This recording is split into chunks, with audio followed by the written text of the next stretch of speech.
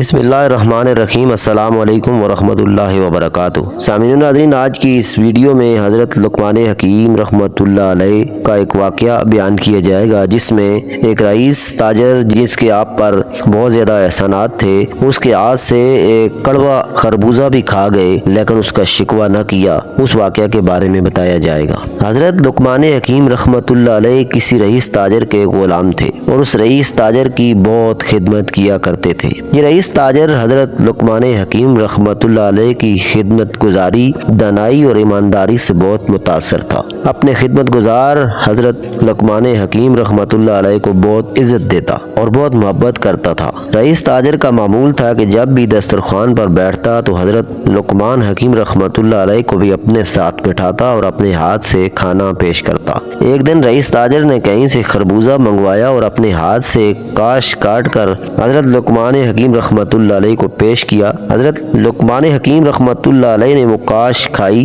تو رئیس تاجر نے پوچھا یہ کیسا ہے؟ تو حکیم لقمان رحمۃ اللہ علیہ نے جواب دیا کہ الحمدللہ بہت اچھا ہے، آپ کی دی ہوئی چیز پھیکی کیسے ہو سکتی ہے؟ رئیس تاجر بہت خوش ہوا اور ایک کاش اور کاٹ کر آپ رحمۃ اللہ علیہ کی خدمت میں پیش کی۔ آپ رحمۃ اللہ علیہ وہ کاش بھی کھا گئے۔ اس طرح رئیس تاجر کاشیں کاٹتا رہا اور حضرت حکیم لقمان رحمۃ اللہ علیہ کو پیش کرتا رہا اور آپ رحمۃ اللہ علیہ کھاتے رہے اور تعریف کرتے رہے۔ جب آخری کاش بچی تو رئیس تاجر کے دل میں آیا کہ اتنا میٹھا خربوزہ مجھے بھی چکھنا چاہیے۔ جیسے ہی اس نے کاش منہ میں رکھی تو فوراً تھوک دی۔ خربوزہ تو انتہائی کڑوا تھا۔ رئیس تاجر بڑا حیران ہوا اور اس نے حضرت حکیم لقمان رحمۃ اللہ علیہ سے پوچھا کہ حیرت ہے، آپ رحمۃ اللہ علیہ اتنا کڑوا خربوزہ میٹھا کہہ کر کھاتے رہے، کیا وجہ تھی کہ تم نے مجھے بتایا نہیں؟ حضرت حکیم لقمان رحمۃ اللہ علیہ نے سر جھکا لیا اور آہستہ آواز میں بولے، آقا میں نے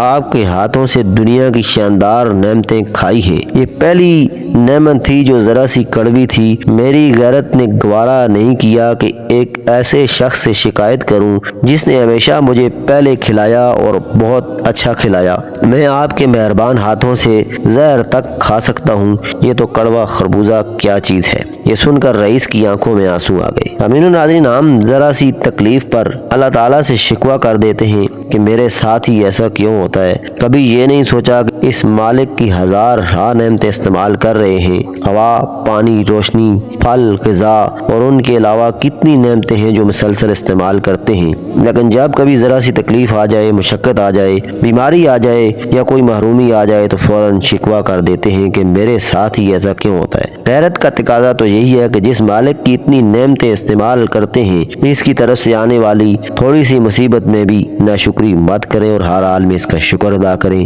آج کی ویڈیو کے متعلق کمنٹ سیکشن میں ضرور بتائیے گا۔ اس ویڈیو کو لائک کر دیجیے گا اور چینل کو سبسکرائب کر دیں۔ حاضر ہوتے ہیں نئی ویڈیو کے ساتھ، اپنا خیال رکھیے گا۔ اللہ حافظ۔